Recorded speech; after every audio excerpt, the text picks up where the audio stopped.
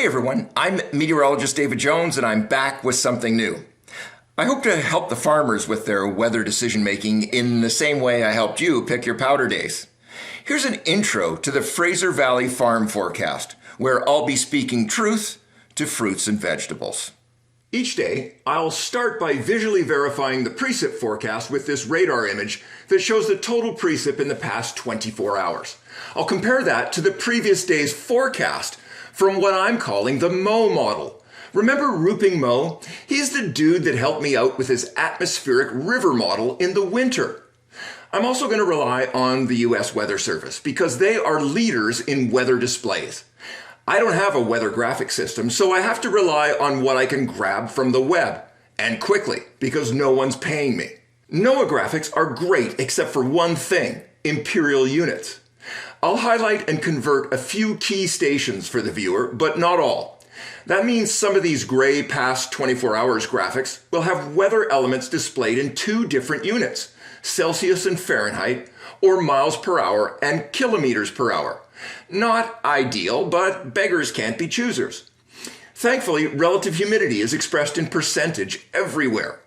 I won't show every graphic every day, only the graphics relevant to the weather story. I will show the satellite imagery every day, this time transitioning from infrared imagery to visible range imagery, which are much better pictures.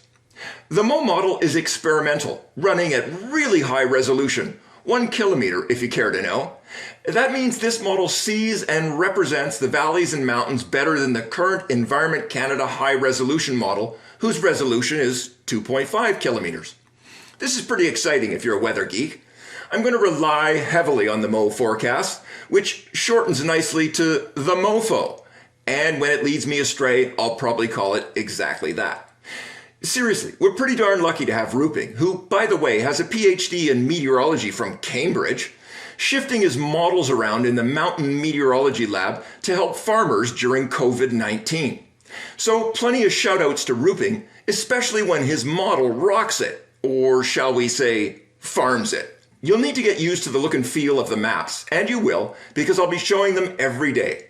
Colored pixels will depict the weather elements, and I've noted the flatter areas of the valley with a dashed line. And I'll use these graphics again, also from Environment Canada by way of Avalanche Canada for days 3, 4, 5, and 6. Remember, these maps show the pressure pattern in the afternoon and the total precip in the previous 12 hours. That smooshes the green precip across broad areas because the storms, of course, are moving.